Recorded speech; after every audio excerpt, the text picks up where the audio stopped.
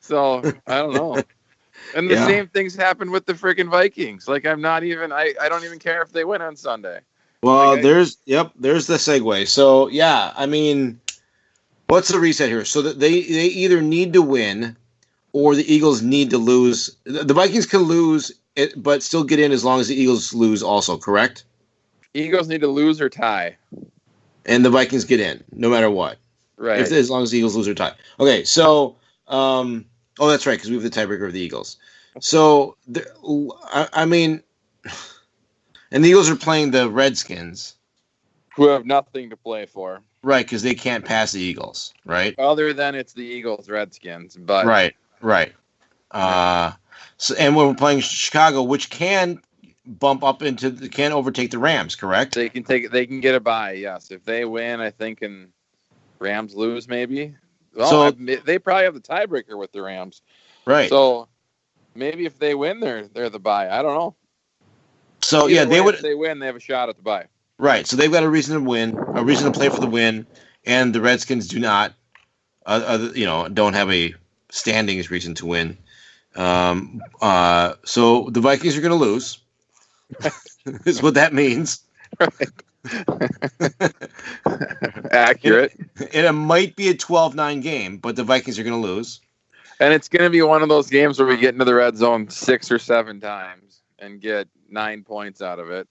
Yeah. And Cousins will fumble in the pocket because he didn't step up once, and we'll miss a couple of field goals, and PA will lose his mind, and And then the Eagles Redskins game is going to be close. Yes. And the Eagles probably pull it out.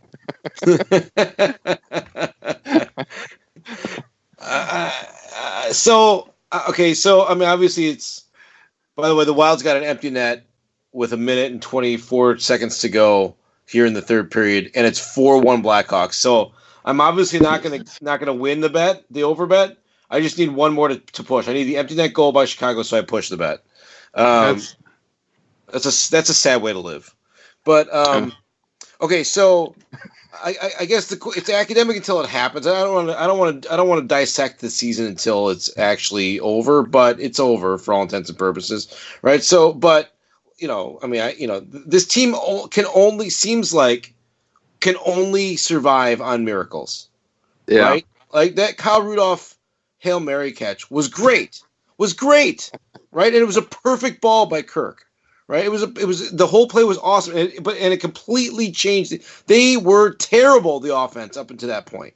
Yeah, it was almost it was 29 minutes and 58 seconds of horrendous offensive football, and then one play turned the entire game around, and they cruised over a crap Detroit team after that. Right? Yeah, and the game shouldn't have even been a game at halftime. Like we should have been able to rest players at half. So a team that relies on miracles, an offense that relies on miracles, is not a good offense. No, that's a lucky offense a couple of times every now and then. And I don't know. Like I'm still super frustrated with Kirk because I just don't know what I'm going to get from him. Like there's flashes of him being a top 8 or 10 quarterback in the league. The last Packer game. Right. Like there's flashes of that. And then there's flashes of him being, worse than Case Keenum. Right. And you can tell that talent wise he's better than Case Keenum. Right. Like he throws a better ball. He's got more arm strength. But he doesn't extend plays as well as Keenum No. And he doesn't have the pocket presence that Keenum Correct. did. But he has the physical tools that are top 5 quarterback in the league. He just doesn't have and is that a new offense or is that who he is? Yeah. What is it, If you want to be glass half full about Kirk, it's the fact that he's now working with this third different offensive coordinator since last season. Right. Right. And that's got to be tough. Right. And second team. So, and he's working behind a terrible offensive line. Correct. Terrible. Yep. Right. But so was Keenum last season, working behind a terrible offensive line. In fact, probably a worse offensive line, given that I think they had more injuries to the line last year than we've had this year. Yeah. And while Keenum wasn't working with the same number of different offensive coordinators, he was working with his second in 2 years, right? Yeah. Oh no. Well, was he on the team two years ago? It was last year was his only year with us. Yeah, okay, so never mind. So the 1 year deal. Yeah. So but he's clearly. I kind of feel like he's regressed. Like earlier in the season, everything he threw ended up in Thielen's hands. He was either a completion to Thielen or it was a fumble by Cousins, right? Right. And now we're getting further and further away from the completion to Thielen kind of stuff. Yeah.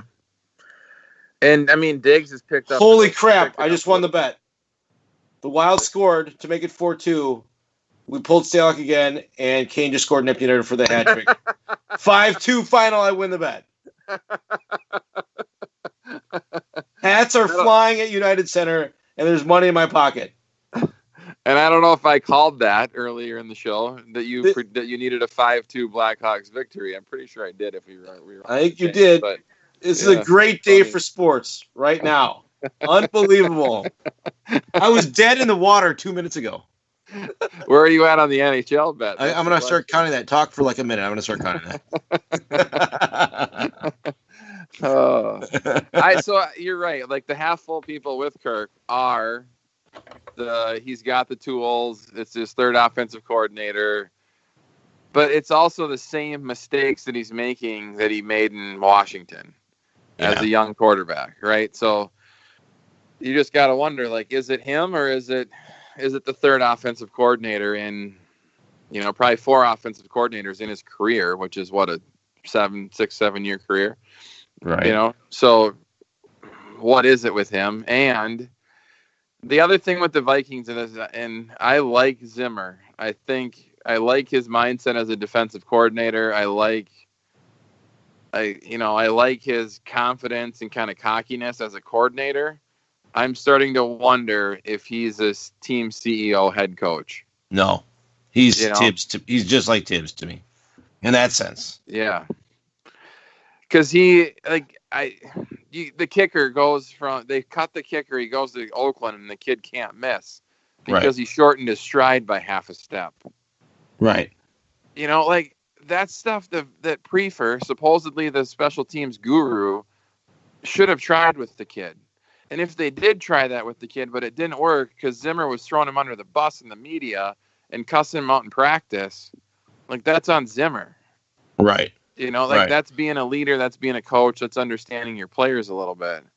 And you waste a pick on a kid, and we know that he must have been a decent pick because he goes to Oakland and he kills it.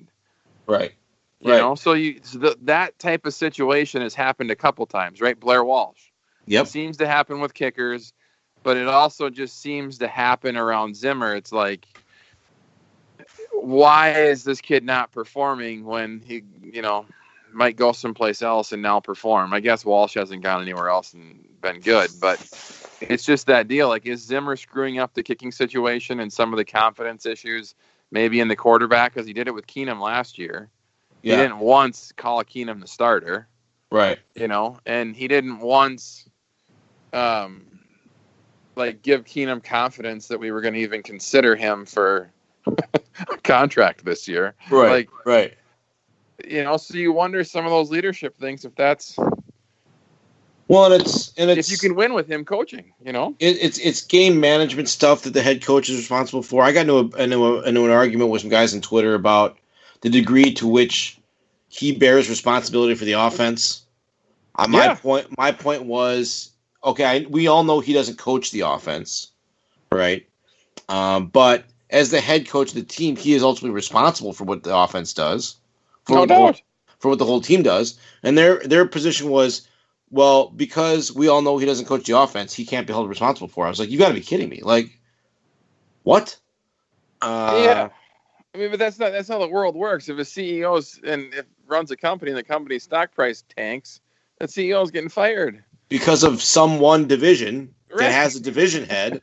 Right. It's it was a mind-boggling discussion, but but they were adamant.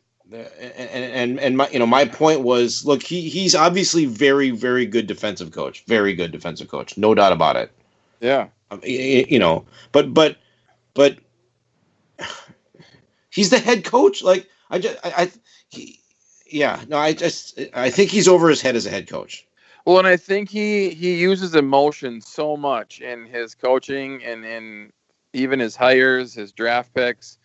I do think the DiFilippo hire was an emotional hire. Like DiFilippo was part of the group of coordinators in Philly that worked over his defense. Right. So he's thinking, I got to go get these guys. They're the gurus. They're the smart guys. I want their up and coming offensive coach because they just smoked us, and my defenses are the best. So I'm going to make an emotional, rash decision and just hire DiFilippo because of that situation. Maybe we end up with DiFilippo, and if he interviews everybody and gives them all a fair shake anyway.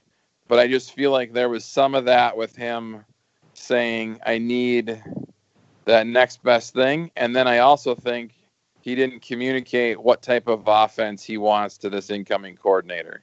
And he didn't hire to the type of offense that he wanted run. Right. For the incoming coordinator. And so he set himself up to fail with that hire too. And it's just, you start to wonder at what point can you win a Super Bowl with that guy? Because I think the roster is probably talented enough to come close or at least be in the mix.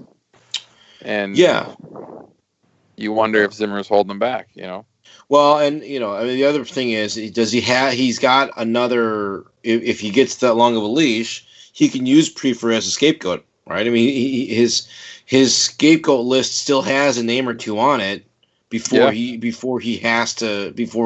totally exposed. But I still believe that when the tide goes out, when the tide goes out, you see who's swimming with no pants on, and he's going to be one of those guys in his role as head coach.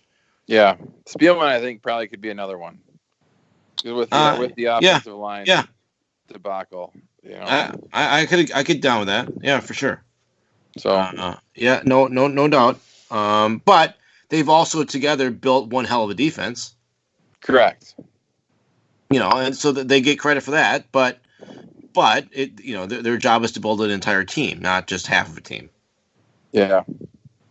Well, and I think too, and maybe it's just maybe it's a Tony philosophy, but you look at Flack with the Gophers, he's built from the interior out, right? So like last year it was offensive line that he went out and got the IMG Academy 4-star recruits. And now you look at their offensive line in the last 5 games, they've manhandled people. This year it was the defensive line that he went after, right? Yep. And you're starting to see that he's built that foundation and then he's going out from there. Mm-hmm. I feel like on offense anyway, the Vikings did not do that. Yeah, clearly. You put all these thoroughbreds out around them and nobody can block for the thoroughbreds. They're just getting lit up. Right. And I don't understand why teams do that. You bring in your franchise quarterback behind some shabby offensive line. Build the offensive line, then bring in your franchise quarterback. But whatever. Yeah, no. Well, and that's the other thing. I mean, you've said it a bunch of times, but these guys are together at the draft this year, and if they don't address the offensive line, it's got to be time to pull the plug. But the question is, will the Wilfs do it? Yeah, I mean, you can't take that chance. You got to either, if you're the Wilfs, I think, and you're paying attention, you got to go into the draft. If you're going to go into the draft with those two guys, you have to have gotten them to already tell you, yes, we're going to address the offensive line and make it a priority, right? And if they say no, then you get rid of it. You can't go to the draft not knowing that they're not going to do that. No, because it's your window's pretty darn, like, it's closing quick. Yeah, we're gonna get through another whole season with Rudolph, Thielen, and Diggs not being injured. Knockwood, no way.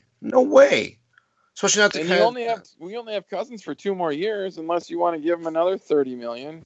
And yeah, I think only might be the wrong word.